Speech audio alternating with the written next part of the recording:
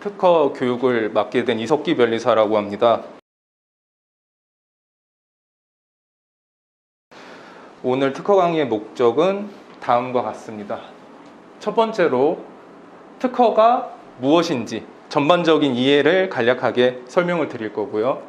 두 번째로는 이제 특허의 라이프 사이클에 있어서 페이즈가 두 개가 있어요. 등록 페이즈가 있고 등록이 된 이후에 권리 페이즈가 있어요. 이 두 개의 페이즈를 구분하는 방법, 그리고 이 부분을 이해하시도록 이제 강의를 해드릴 거고, 세 번째로는 IT 산업에 특화된 어떤 특허 전략들이 있는지, 그리고 마지막으로 이제 저희가 올해 하반기 그리고 앞으로도 시큐레터와 함께 특허 창출 프로그램을 진행하게 될 건데, 이 스프린트 프로그램에 대해서 간략하게 설명을 해드리고 마치도록 하겠습니다. 우선은 이제 모든 법이 제1조에서 목적이나 정의들을 규정을 하고 있어요. 그래서 어떤 법이 왜 그렇게 규정이 돼 있고 어떤 절차들이 있는지를 알려면 사실은 제1조를 보시면 됩니다. 대표적으로 헌법 같은 경우도 우리나라 이제 국가 운영의 원칙이 되는 헌법 제1조에서 대한민국은 민주공화국이다. 그리고 국가의 주권은 국민에게 있고 권력은 국민으로부터 나온다라고 규정을 하고 있고, 그 원칙 하에서 나머지 법률들이 제정이 되거든요. 특허법도 마찬가지입니다. 특허법의 목적은 발명을 보호 장려하고 그 이용을 도모해서 기술 발전을 촉진해서 결국에는 산업 발전에 이바지함을 목적으로 한다고 규정을 하고 있어요. 그러면 특허법 제1조 목적이 왜 이런 식으로 규정되어 있는지 역사를 좀 간략하게 말씀을 드릴게요. 이제 일반적으로 최초의 특허법은 1474년 베니스 특허법을 근간으로 한다고 말을 하고 있어요. 이 베니스 특허법의 내용을 간단하게 설명을 드리면, 기술자가 기술을 개발을 해요. 기술을 개발을 하고 본인이 이 기술을 비밀로 하지 않고 국가에 내가 이런 기술을 개발했다고 알리면 국가가 독점권으로 이 기술은 당신만 쓸 수 있다라고 10년간 독점권을 주는 걸 주요 요지로 했습니다. 그래서 이 베니스 특허법을 근간으로 해서 이후에 특허법들이 제정이 되었고, 그리고 베네치아 같은 경우도 이거를 이용해서 다양한 기술자들이나 상인들이 모여드는 계기가 됐어요. 대표적으로 이제 갈릴레오 갈릴레이 같은 경우도 1594년에 특허를 받은 게 있는데, 요거.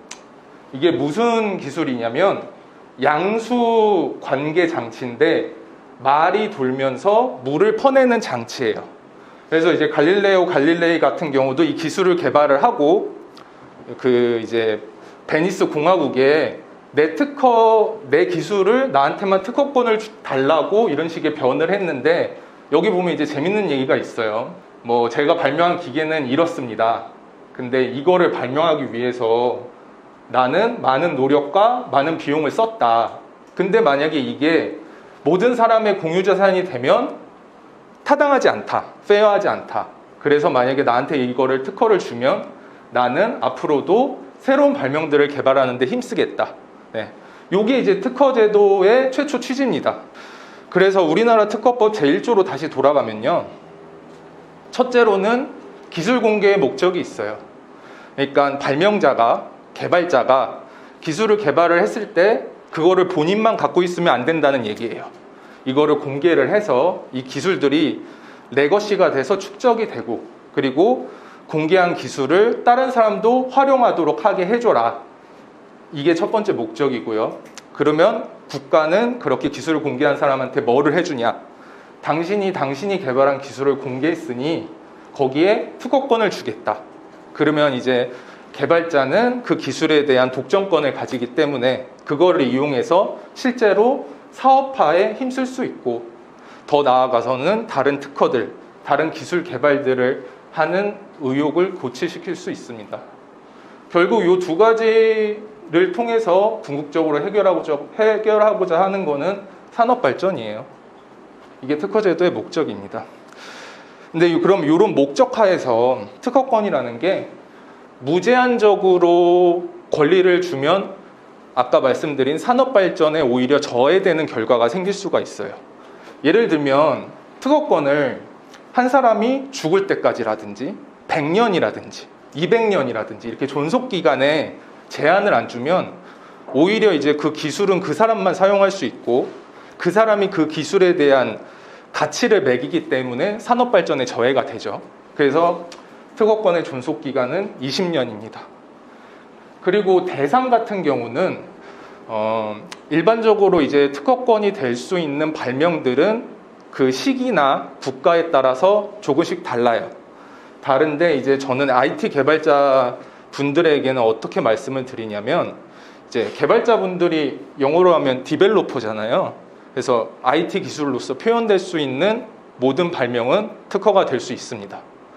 예를 들면은 뭐 핸드폰이라고 봤을 때 여기에 표시되는 UI, UX 구조라든지 아니면은 이제 백단에서 실제로 운영이 되는 뭐 통신 기술이라든지 어플리케이션이라든지 솔루션이라든지 뭐 더 나아가서는 당연히 반도체나 칩들 그리고 뭐 휴대폰 케이스라든지 뭐 여기에 부착될 수 있는 액세서리 같은 경우도 모두 특허가 될 수 있어요. 그래서 뭐 이거를 조금 더 뎁스 있게 들어가면 사실 뭐 데이터 구조가 특허가 되냐 안 되냐 컴퓨터 프로그램 자체가 특허가 될 수 있냐 안 되냐는 만약에 여기 이제 특허법 관련 교수님이 있으면 저랑 좀 다툼이 있을 수 있는데 실무적으로 말씀드리면 IT 개발자 분들이시잖아요. 여러분들이 개발할 수 있는 기술은 모두 특허가 될 수 있습니다. 그러면 이제 특허권이 어떻게 생성이 되냐? 발명을 개발을 하면요. 발명을. 그러면 이게 바로 특허권이 되는 게 아니라 특허 절차를 거쳐서 특허 등록이 되면 이제 그때 특허권이 됩니다. 뭐 이제 교수님들이 말하는 발명들은 여러 가지 종류가 있는데 뭐 제법 발명이라든지 BM 발명이라든지 의약품 발명이라든지가 있는데 저 입장에서 간단하게 말씀을 드리면 발명은 법률상 두 가지밖에 없어요. 방법 발명이랑 물건 발명밖에 없습니다.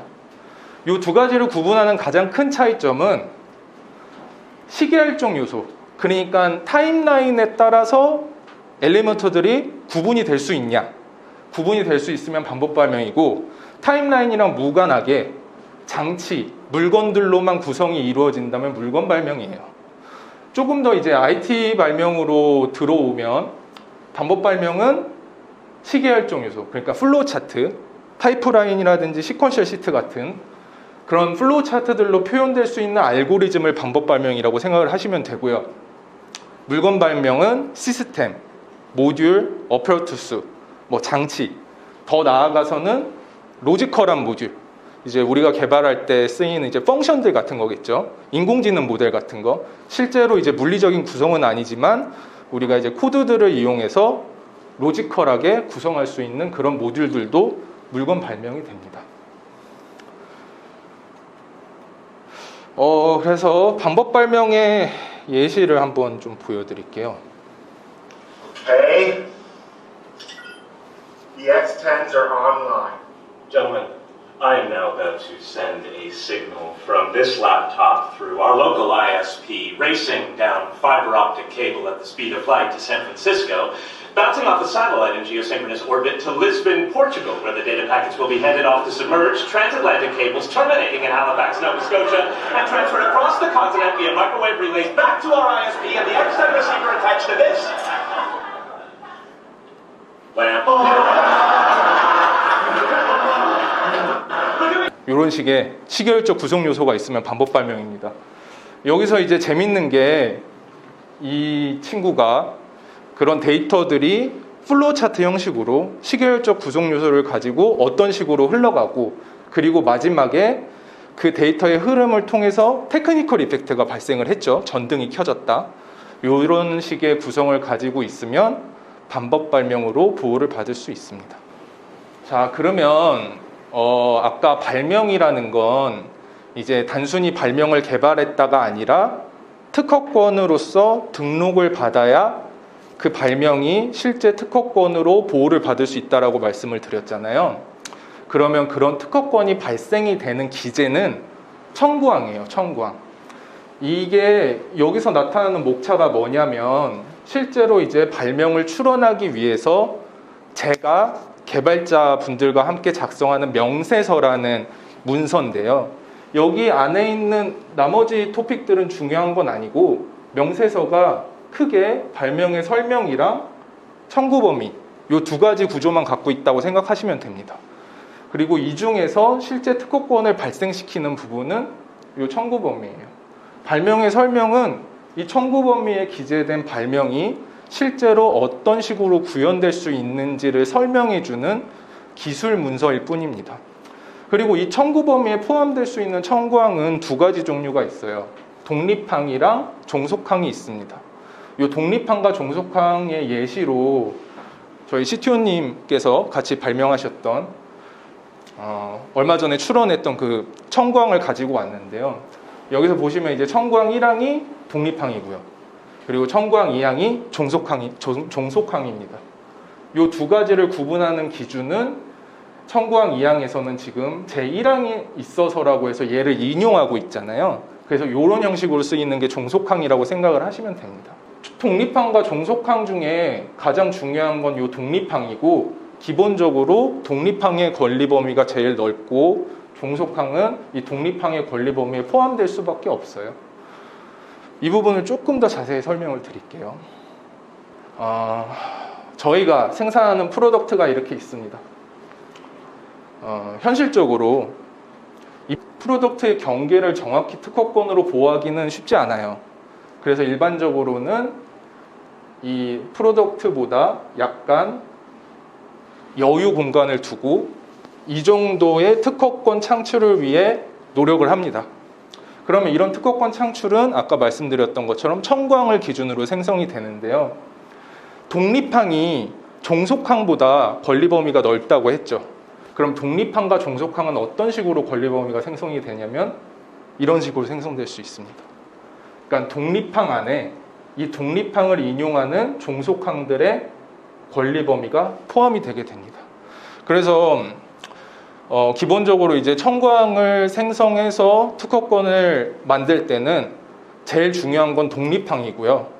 그 독립항이 제대로 청구항이 안 잡혀 있으면 아무리 종속항들이 많이 잡혀 있다고 해도 프로덕트를 제대로 보호할 수가 없습니다.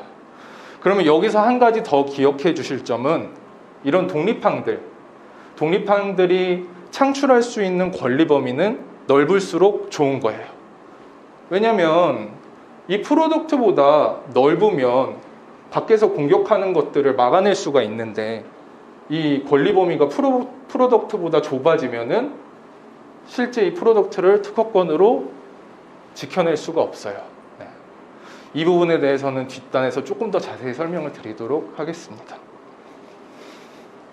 그래서 첫 번째로 이제 특허란 무엇인가에 대해서 좀 간략하게 요약을 해드리면, 특허라는 거는 기술 공개의 대가로 독점 배타권을 주는 거다. 둘째로는 결국 등록이 돼야 특허권이 발생을 하는데, 그렇게 특허권이 발생할 수 있는 발명은 방법 발명과 물건 발명이 있다. 그리고 세 번째로 특허권은 청구항 기준으로 발생을 하는데, 청구항은 독립항과 종속항을 포함하고 그 중에 독립항이 가장 넓은 권리 범위를 갖습니다. 자, 그러면 아까 이제 특허권이라는 거는 라이프 사이클 자체가 20년을 갖는다고 했죠. 이게 이제 그 20년이라는 라이프 사이클에서 등록 페이지랑 권리 페이지로 구분을 할 수 있는데요. 이 부분은 사실 이제 실무하시는 분들도 잘 모르시는 부분이에요. 그래서 저는 사실 오늘 하는 강의 중에 이 두 개를 구분하시고 이해하시는 게 제일 중요하다고 생각을 합니다. 등록 페이지와 권리 페이지를 구분하는 기준은 특허가 등록이 되는 시점을 기준으로 판단을 합니다. 그래서 등록되기 전까지는 내 발명이 등록되기 위한 등록 페이지를 맞이하는 거고요. 등록이 되고 나서는 그게 이제 특허권이 된 거니까 그 권리를 활용하는 권리 페이지가 됩니다. 더 중요한 거는 뭐냐면 이 등록 페이지랑 권리 페이지는 서로 트레이드 오프 관계예요. 한쪽이 유리하면 한쪽이 불리하고, 한쪽이 유리하면 한쪽이 불리합니다. 여러분들이 이제 일반적으로 인식하시는 특허 출원 절차는 대부분 등록 페이지만 가리키고 있어요. 그럼 이 두 가지를 조금 구분해서 설명을 드릴게요. 우선 등록 페이지 절차에 대해서 설명을 드리겠습니다.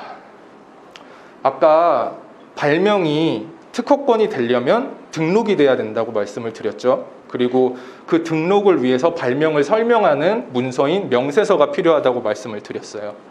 그리고 그 명세서는 두 가지 토픽을 가지고 있어요. 발명의 설명, 그리고 청구 범위.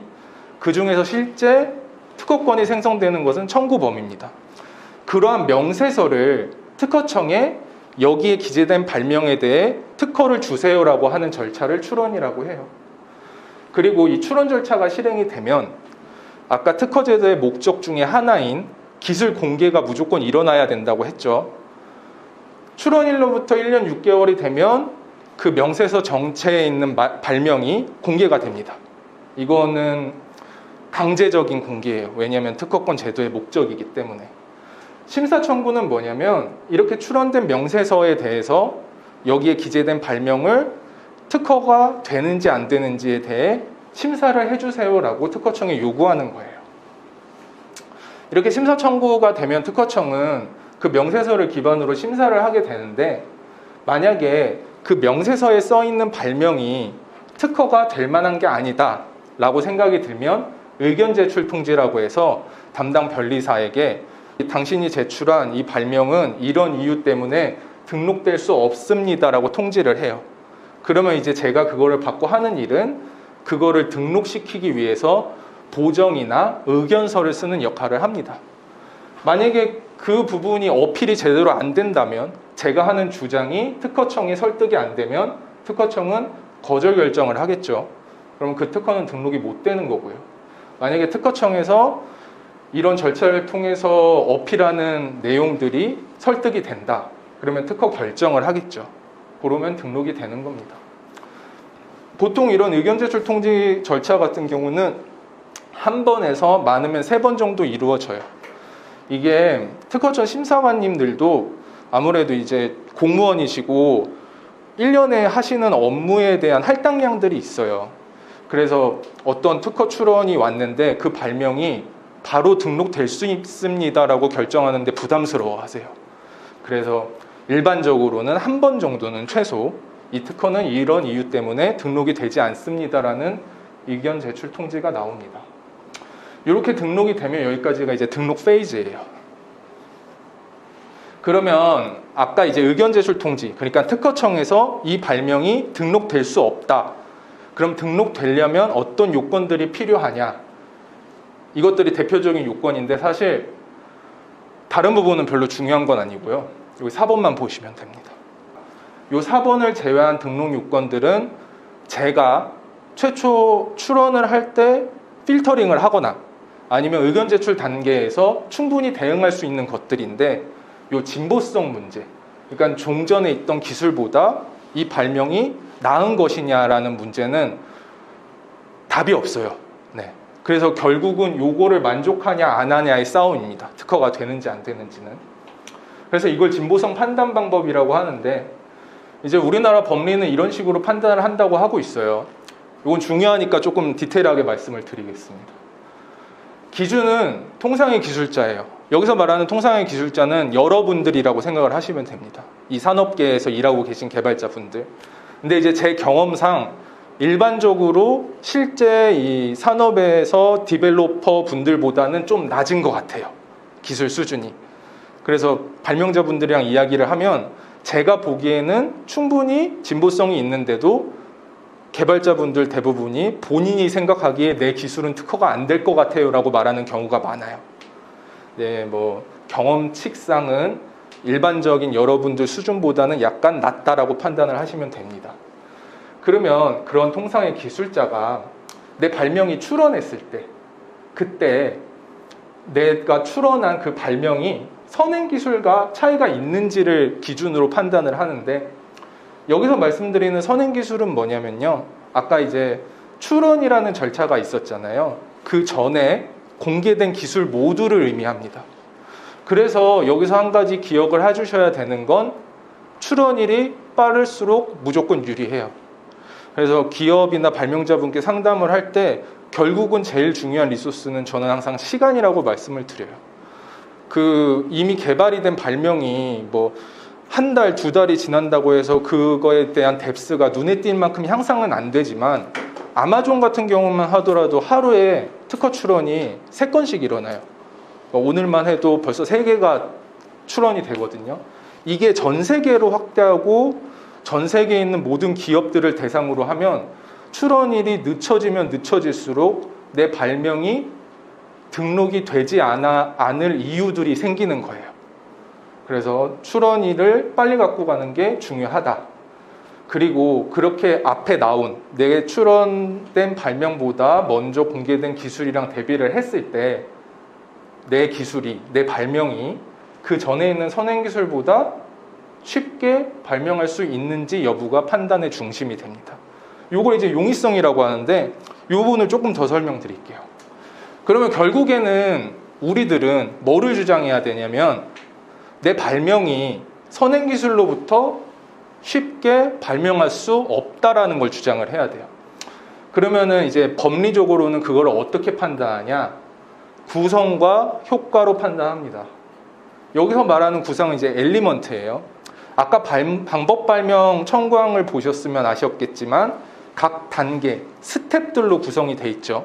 만약에 물건 발명이라면 장치들의 집합, 모듈들의 집합일 거예요. 그런 하나하나가 구성이에요. 근데 내 발명의 구성 하나랑 비교를 하는 게 아니라 그 청구항에 포함된 모든 구성이 인용 발명과 다르다라고 주장을 할 수 있어야 됩니다. 이러면 인용 발명 대비, 그러니까 선행 기술 대비 신규성이 있는 거예요. 조금 더 쉽게 예를 들어볼게요. 제가 핸드폰을 발명을 했어요.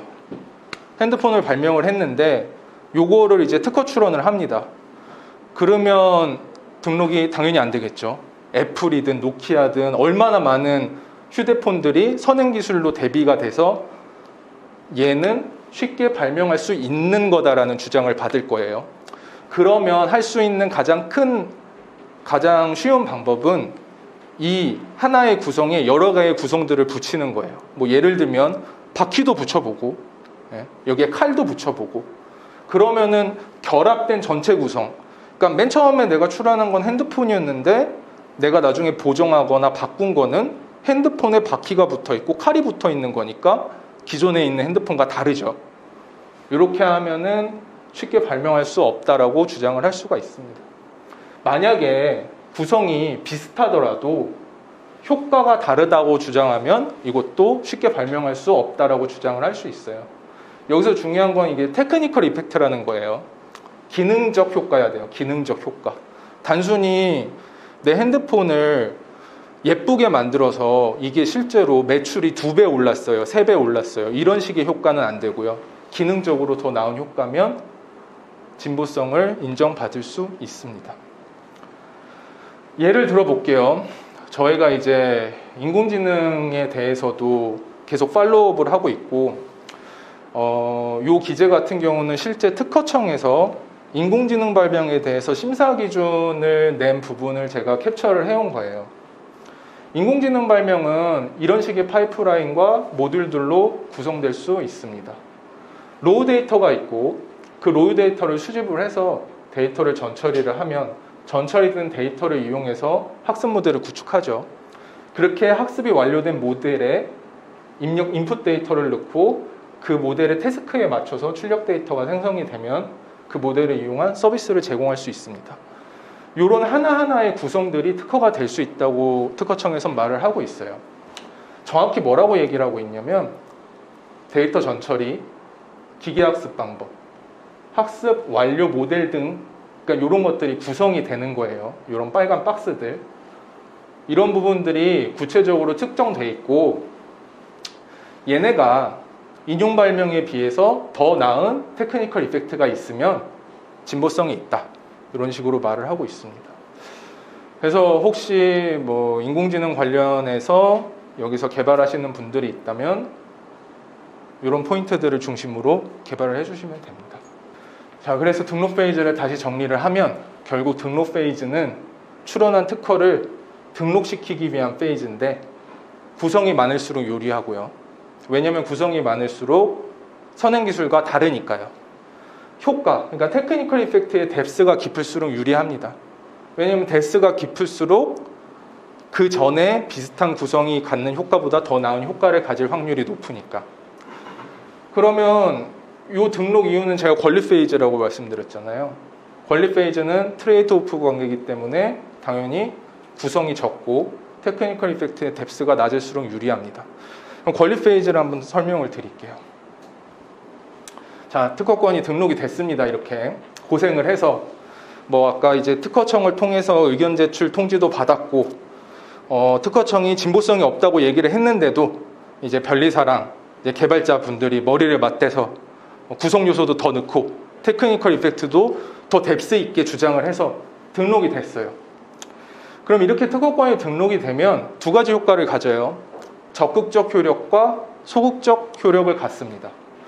여기서 말하는 적극적 효력은 뭐냐면 내 특허에 대한 기술은 나만 쓸 수 있다예요. 그게 적극적 효력이고 다르게 얘기하면 독점권을 갖는다고 얘기합니다. 소극적 효력은 뭐냐면 내 특허는 다른 사람이 쓸 수 없다예요. 그래서 이걸 소극적 효력이라고 말하고 배타권이라고 얘기를 합니다.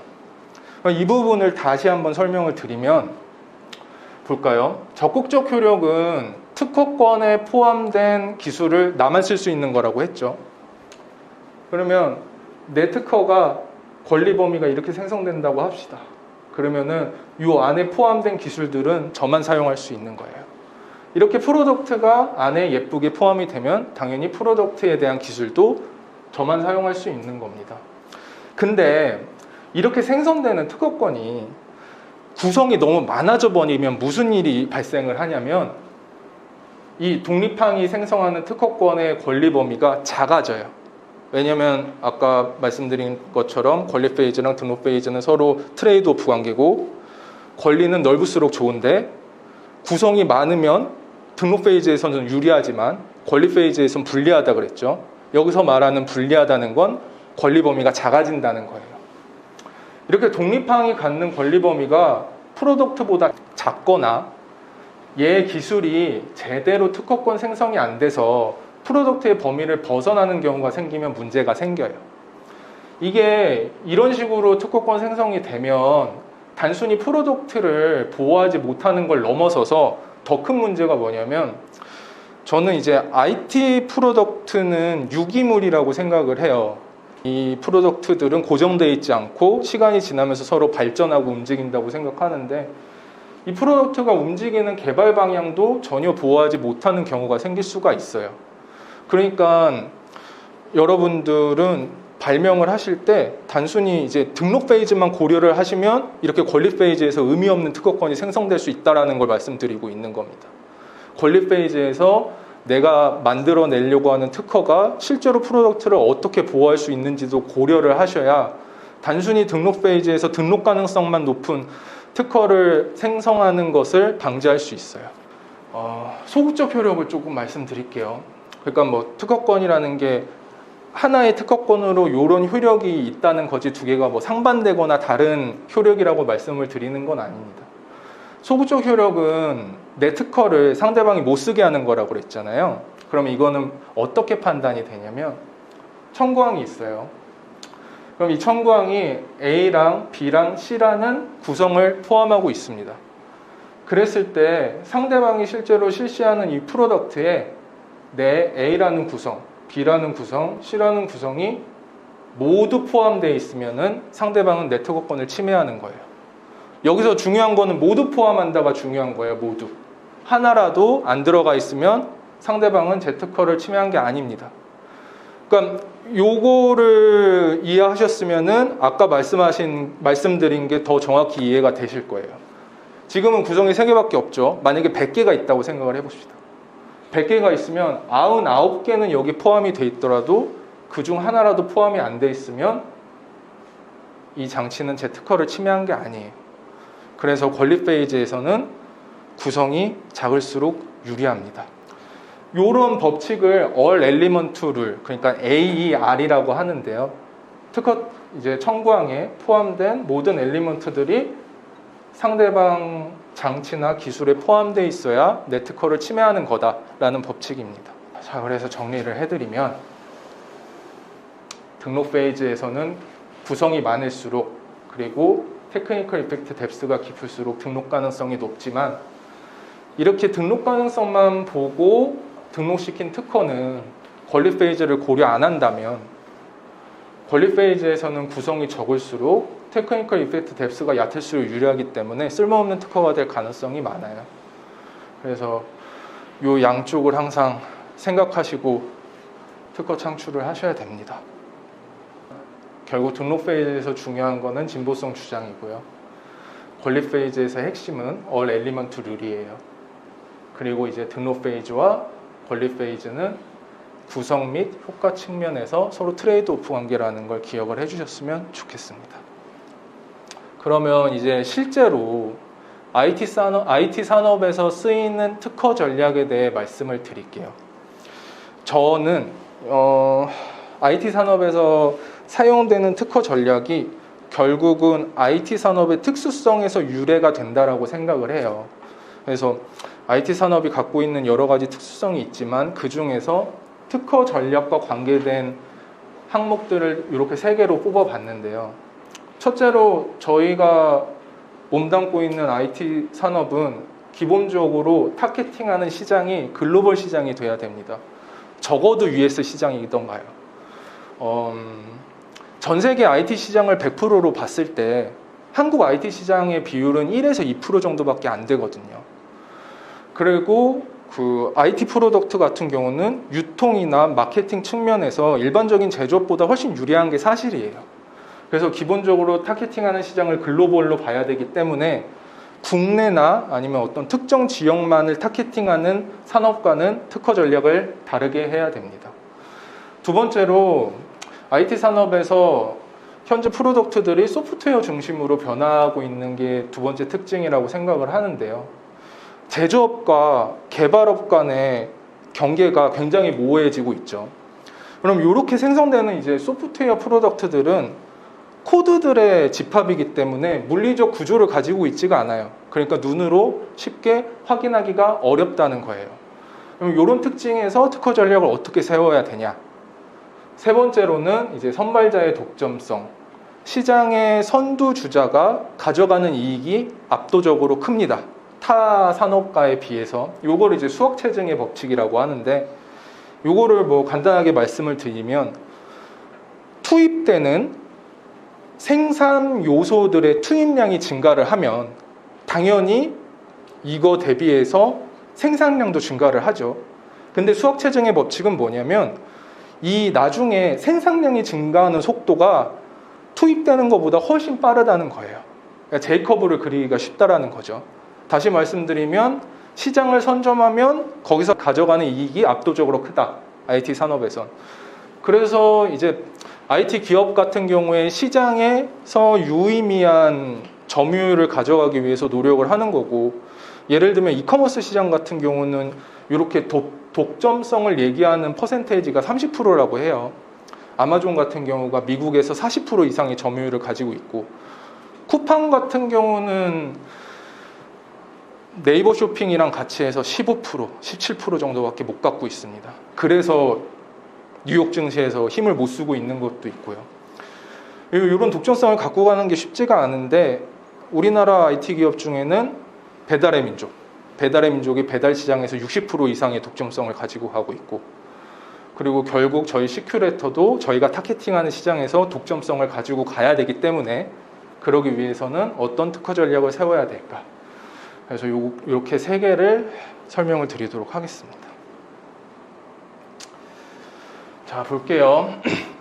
글로벌 특허 전략을 보시면 이제 아까 말씀드렸다시피 저희의 주된 타겟팅하는 시장은 국내가 아니에요. 글로벌 시장이고 그 중에서 메인이 되는 거는 US입니다.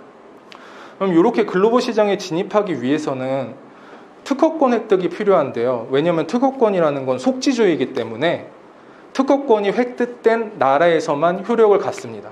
그래서 우리나라에서 특허권을 가지고 있다고 하더라도 미국이나 유럽 이런 데서는 특허권을 주장을 할 수가 없어요. 근데 이것도 결국은 다른 부분을 고려해야 되는 게, 그러면 전 세계 모든 국가의 특허권을 출원해야 되는 문제로 귀결되거든요. 실제로 우리가 어느 시장을 타겟팅하고 어느 시장에 진입할지는 결정이 되지 않았는데도 모든 시장들의 특허를 출원을 해야 되냐, 이런 문제로 귀결이 되는데, 그럼 이런 글로벌한 특허를 가지는 방법은 크게 두 가지가 있어요. 직접 출원하던가.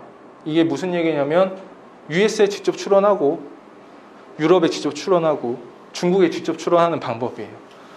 요거 말고 이제 PCT 루트를 타는 방법이 있습니다. 요 PCT란 제도는 뭐냐면 한 150여 개국이 가입한 조약이에요. 요 제도를 이용하면은 PCT 출원만 해도 그걸로 각국에 출원할 수 있는 찬스를 갖게 됩니다. 이 부분에 대해서 뒤에서 조금 더 자세히 설명을 드릴게요. 여기서 이제 파리협약이라는 제도가 있는데, 이거는 뭐냐면 아까 제가 이제 진보성 설명을 해드릴 때 특허 출원에서 제일 중요한 건 출원일을 최대한 빨리 갖고 가는 거라고 말씀을 드렸어요. 왜냐면 출원일이 늦으면 늦을수록 공개되는 기술들이 너무 많아지거든요. 그런데 현실적으로 내가 우리나라에서 출원한 날짜보다 타 국가에서 출원한 날짜가 뒤로 밀릴 수밖에 없죠. 이런 것들을 해결하기 위한 제도인데요. 이건 뭐냐면, 내가 특정 지역에서, 우리나라라고 합시다. 우리나라에서 출원을 했고, 그리고 1년 이내에 타국가에 파리협약 제도, 우선권 주장을 하면 1년 이내에 출원을 하면 실제로 타국가에 출원된 출원일이 여기로 잡혀요. 그러니까 이게 출원인의 이익을 보호해주기 위한 제도예요. 그래서 실제로는 굉장히 많이 쓰이는 제도입니다. 그래서 여기서 기억을 해두셔야 될 거는 1년. 1년은 좀 기억을 해두셔야 돼요. 그래서 각국에 진입하는 경우는 이런 제도들을 이용해서 1년 이내에 US면 US, CN이면 CN, JP면 JP 이렇게 출원을 진행하시면 됩니다. 근데 이게 문제가 뭐냐면, 우선 첫째로는 각 국마다 절차들을 따로따로 다 수행을 하셔야 돼요. US든 EP든 절차적인 프로세스들이 다 다르거든요. 근데 그런 부분들을 그쪽 해외 대리인이랑 협의를 해서 각각 진행해야 되는 문제점이 있고, 두 번째로는 요 1년이라는 기간이 너무 짧아요. 이게 이제 경영진 입장에서 보면 사실 1년이라는 시간은 순식간에 지나가거든요. 어떤 사업을 진행을 했을 때 이 사업이 실제로 사업성이 있는지, 이 사업에 핏한 고객들이 누군지, 뭐 이 프로덕트가 어떤 식으로 디벨롭되고 어떤 니즈가 있는지 결정하는데도 1년이 지나가 버리는데, 그 전에 실제로 내가 한 출원이 어떤 나라에 들어가야 될지를 결정해야 되는 문제점이 있어요. 요거를 해결하기 위한 방법이 요 PCT입니다. PCT는 이 기간이 30개월로 늘어나요. 이게 가장 큰 이득입니다. 일반적으로 어떤 나라는 30개월이고 어떤 나라는 31개월인데 실무적으로는 30개월을 기준으로 노티를 드리고 판단을 합니다. 그래서 이렇게 PCT 출원이 되면 이거를 기초로 30개월 이내에서만 다른 나라에 이 발명을 출원하겠습니다라고 결정을 하면 돼요. 그런 단계들을 이제 국내 단계 진입이라고 하고, 그리고 예전에 양성환 팀장님이 여쭤보셔서 말씀을 드리는데, 이렇게 PCT 출원부터 여기까지, 그러니까 실제로 다른 나라에 들어가기 전 단계를 국제 단계라고 말을 하고, 그 다음에 이제 다른 나라로 들어가는 거를 국내 단계라고 말을 합니다. 당연히 절차적인 측면에서도 그런 형식적인 부분들을 이 PCT 출원으로 가름할 수 있기 때문에 더 편리하고요. 비용적인 측면에서는 한 4개국, 3개국 정도까지는 비용 차이가 거의 없거나 이 부분이 더 싸요. 각국으로 그냥 들어가는 게. 한 4개국부터는 PCT 출원을 이용하는 게 훨씬 쉽습니다. 그리고 가장 큰 베네핏은 아까 말씀드렸던 것처럼 요 30개월이란 시간인데, 요게 이제 경쟁사 입장에서 생각을 해보면 굉장히 신경 쓰이는 허들이 돼요. 그러니까 저희 시큐레이터 같은 경우도 최근에 저랑 진행했던 건들을 모두 PCT 출원을 했는데, 경쟁사 입장에서는 예를 들면 US나 EP나 CN 같이 그쪽에서 우리랑 비슷한 기술에 대해서 프로덕트를 생산하고 사업을 하려고 하는데, 저희가 거기에 실제로 아직 들어가진 않았지만 PCT 출원을 갖고 있다는 것만으로도 리스크가 됩니다. 네, 그래서 보통 대기업들에서는 대부분 이런 트랙을 활용을 해요. 두 번째로, 소프트웨어 프로덕트의 특징에 따라서 어떤 특허 전략을 세워야 되는지를 말씀을 드리겠습니다. 이제 소프트웨어 기술은 크게 두 가지 측면으로 볼 수 있죠. 유저 이퀴먼트, 그러니까 사용자랑 직접적으로 만나는 프론트 단, 그리고 서버, 일반적으로 서버에서 돌아가는 백단의 기술을 표현할 수가 있어요. 그리고 아까 말씀드렸다시피 특허의 대상은 당연히 IT 개발자들이 만들어낼 수 있는 모든 기술이기 때문에 프론트 기술도 특허가 될 수 있고 백단에 있는 기술도 특허가 될 수 있습니다. 그런데 이 프론트와 백의 가장 큰 차이는 고객이 눈으로 확인할 수 있는지 없는지이기 때문에 이제 특허 이슈도 서로 다른 부분들이 발생을 해요. 백단에 있는 기술들은 당연히 에센셜한 구성들만 가지고 있어야 되는 게 맞습니다. 근데 프론트 단에 있는 기술은 고객이 직접 보는 거기 때문에 실제로 내 프로덕트가, 그러니까 우리 프로덕트가 고객에게 어떤 UI, UX로 표현하고 있는지, 그리고 우리 프로덕트랑 매칭될 수 있는 경쟁사의 프로덕트는 고객에게 어떤 식으로 나타내고 있는지, 이런 서비스적인 측면을 고려를 해야 돼요, 프론트 특허는. 그래서 이 부분은 아무래도 기술적인 측면보다는 서비스적인 측면을 많이 고려를 하기 때문에 특허 가능성이 이 부분보다 떨어집니다. 근데 다르게 얘기하면 눈으로 바로 확인할 수 있는 구성들이잖아요, 프론트 단에서 보여지는 기술들은. 그래서 특허가 될 수 있다면 백단보다 훨씬 강력해요.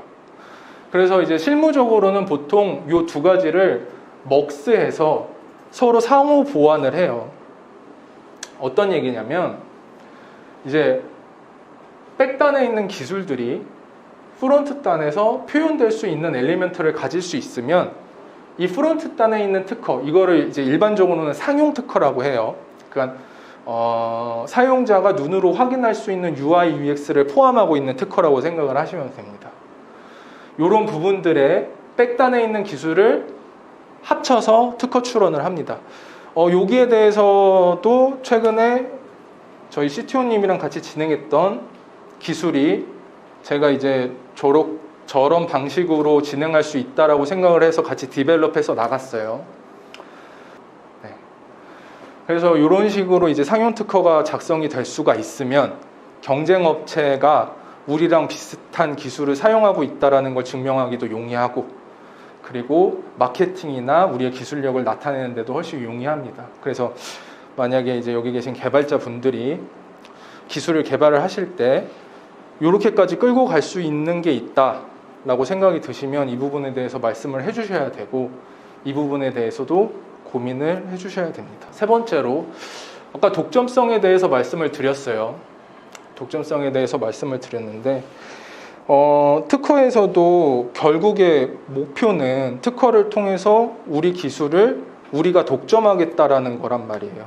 이게 이제 사업 쪽, 마케팅 쪽에서 비슷한 용어가 뭐가 있을까 제가 생각을 해봤는데, PMF라고 하죠. 프로덕트 마케팅 핏이라고 해서 이 시장에 니즈가 있는 프로덕트가 적절한 서비스를 제공할 수 있고 적절한 시장에 진입을 하는지를 계속 검증하는 작업이죠. 저희가 이제 IP 포트폴리오를 구축하는 것도 비슷한 프로세스로 진행을 합니다.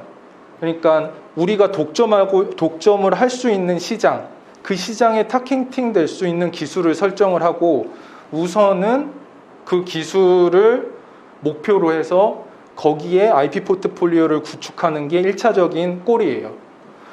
그래서 보시면 이게 이제 저희 시큐레이터가 최근에 이제 IP 분석을 해서 진행을 했던 방법이었어요. 이쪽에 독점성을 가지고 갈 수 있다라고 생각을 하고 있어요. 저희는 결국 특정 기술을 타겟팅하지 않는다는 건 다르게 얘기하면 내가 타겟팅하는 시장이 아무것도 없다라는 거랑 똑같아요.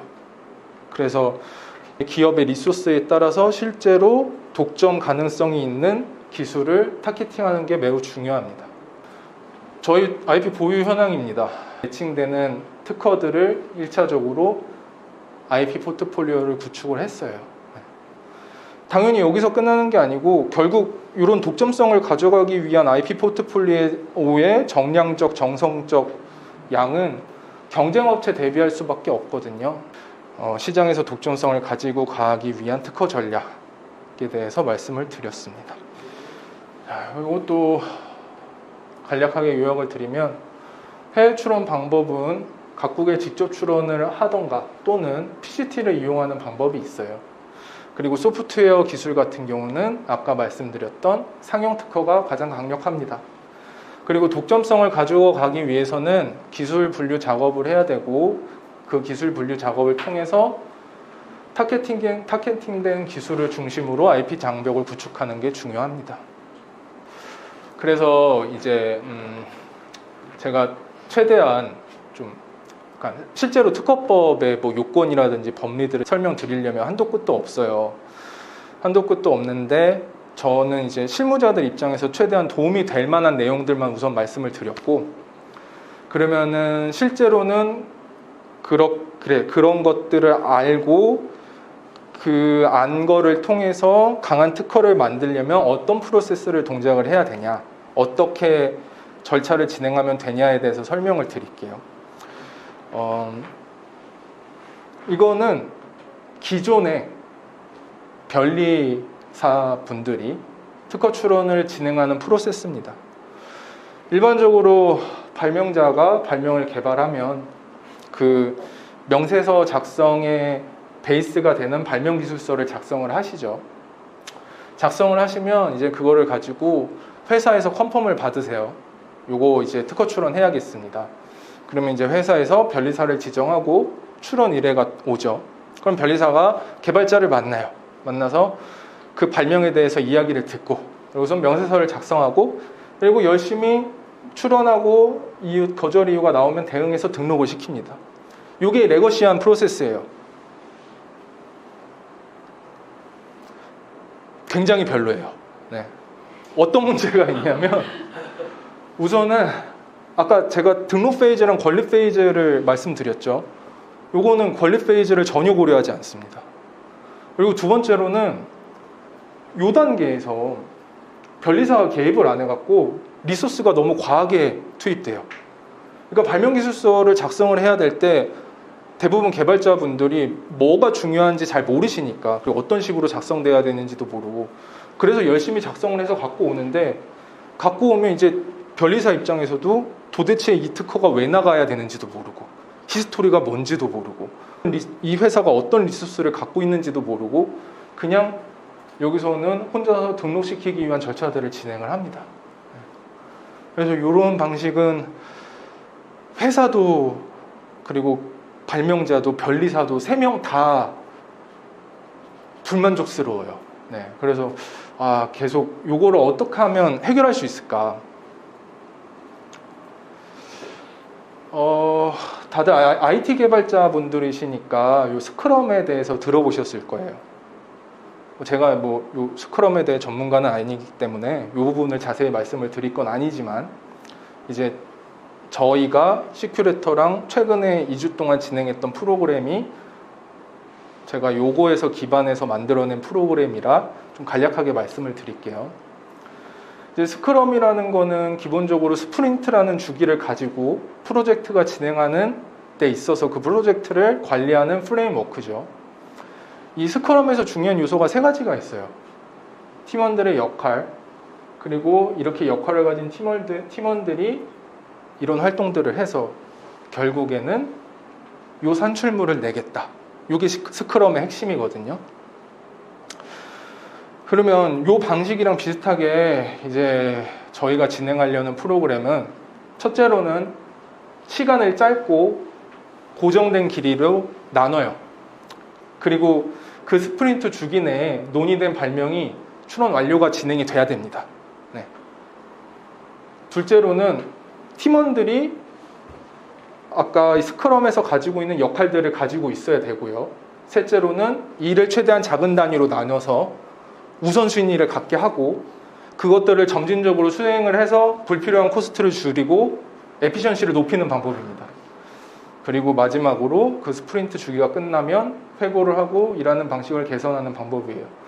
이게 원래 있는 건 아니고요. 제가 생각하기에 좀 앞으로 별리업에서 좀 스탠다드가 되지 않을까.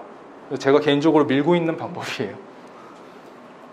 자, 그럼 첫 번째 역할에 대해서 간단하게 설명을 드릴게요. 우선 제가 생각하는 거 요 3명의 역할입니다. 첫째로 특허 담당자. 그래서 최근에 진행했던 스프린트 주기에서는 저희 CTO님께서 이 역할을 담당을 해주셨어요. 프로덕트의 비전이 뭔지, 특징이 뭔지, 그리고 기능과 관련해서 우선순위가 뭔지를 결정을 해주셔야 돼요. 사측에서.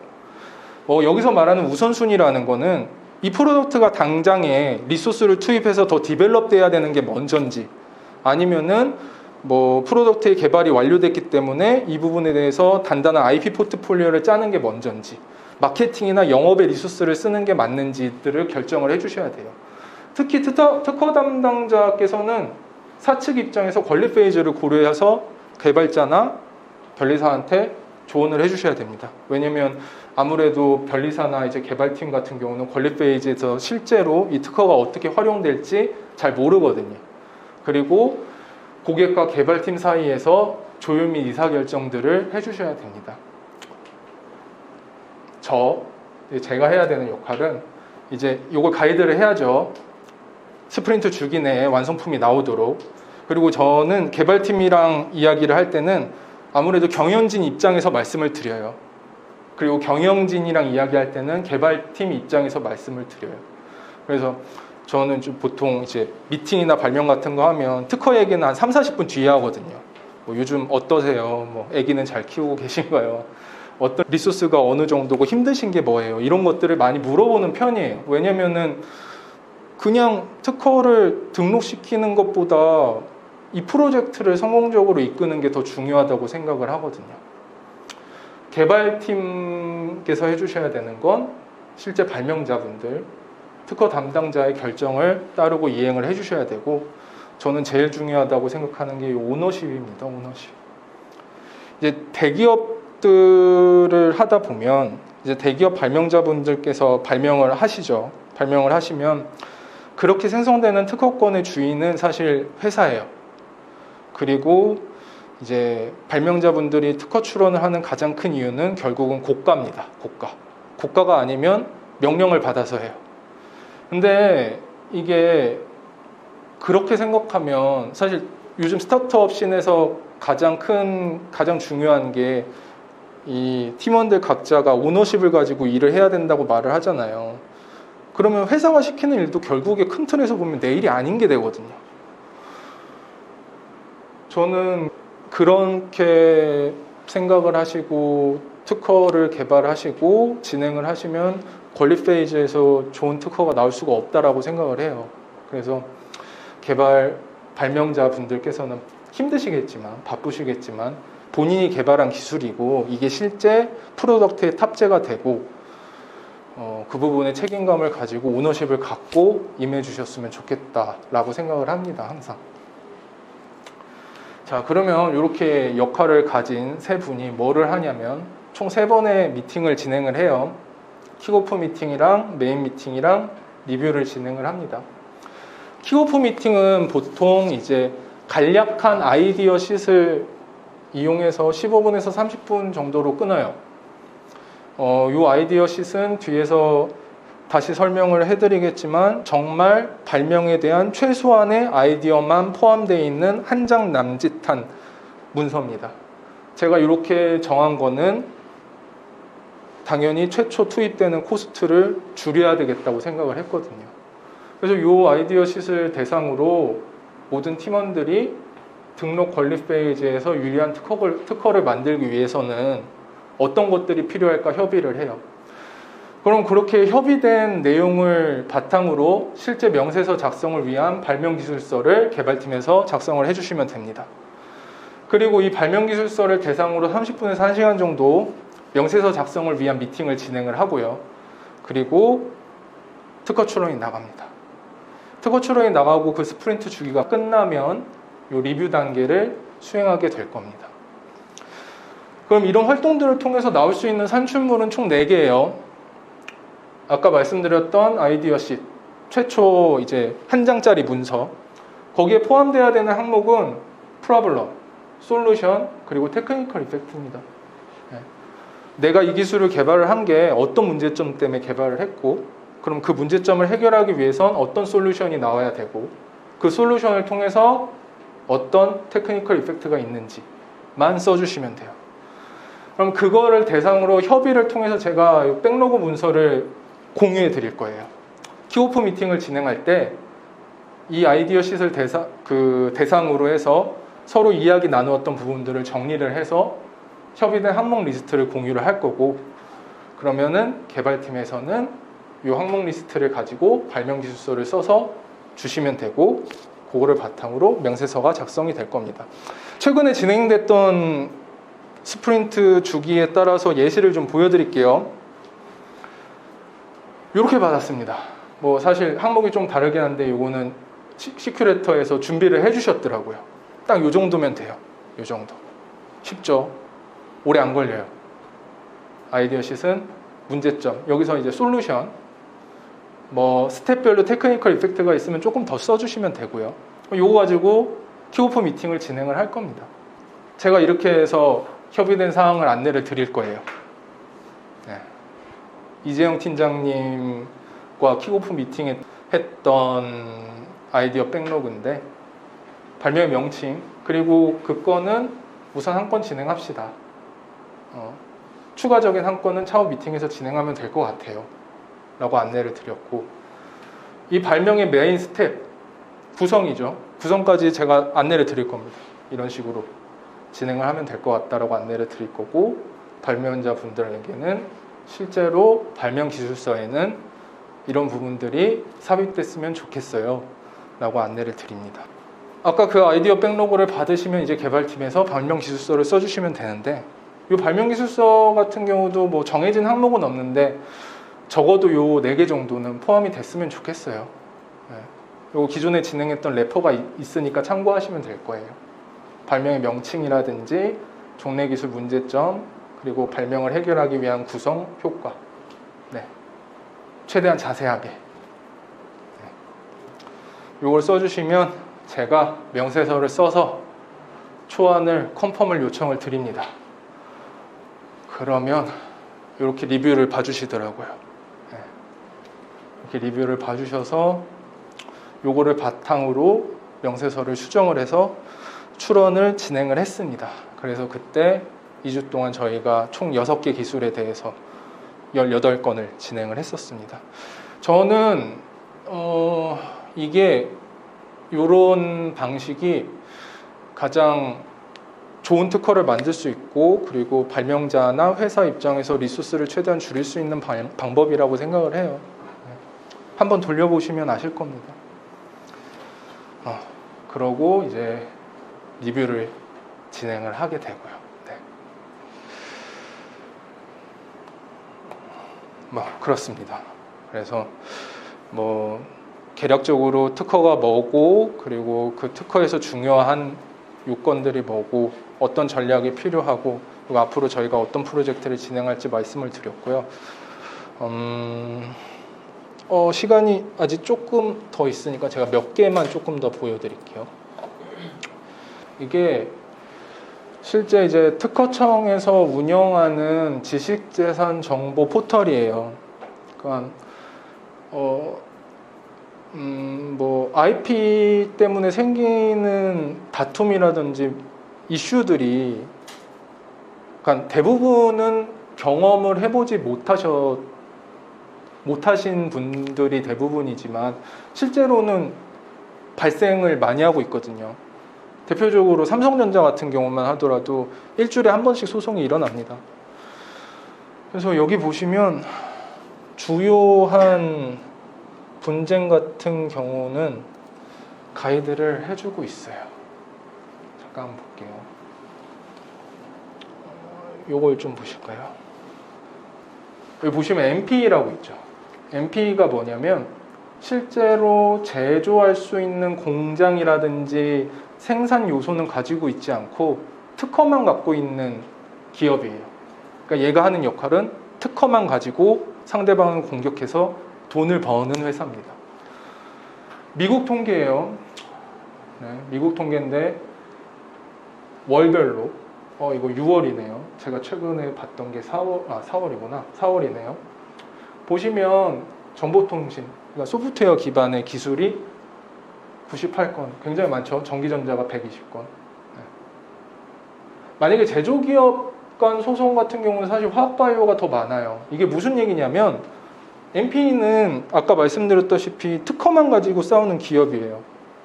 정보통신이나 전기전자 같은 IT 기술이 특허권이 가장 강력하다라는 걸 의미를 해요. 네. 실제로 여기 한번 보안을 볼게요. 그러니까 뭐 모든 분쟁 사건이 나오는 건 아닌데 보안 관련해서 분쟁이 일어나는 것들의 리스트예요. 진행 중인 삼성, LG. 아무래도 기업 규모가 크고 뭐 시장 점유율도 높으니까 이런 기업들이 타겟팅이 돼요. 그러니까 저희도 시큐레터가 결국 시장에서 유의미한 점유율을 가지고 있고 기업 규모가 커지면 이런 분쟁은 피할 수가 없어요. 그래서 현실적인 거다. 이런 분쟁들이 일어나는 게 그 부분을 좀 인식해 주셨으면 좋겠습니다. 그리고 마지막으로 그럼 선행기술 조사 같은 거는 어떤 식으로 진행되는지를 좀 보여드릴게요. 그러니까 실제로 저희들이 쓰는 선행기술 툴은 유료로 더 좋은 걸 쓰긴 해요. 근데 이제 개발팀 입장에서 저는 페이턴트 구글이면 충분하다고 생각을 하거든요.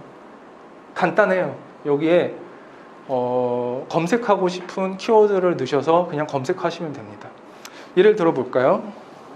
이런 식으로 검색을 하셔서 참고를 하시면 도움이 되실 겁니다. Granted. 등록은 이때 됐고요. 그러면은 한 번 더 볼까요?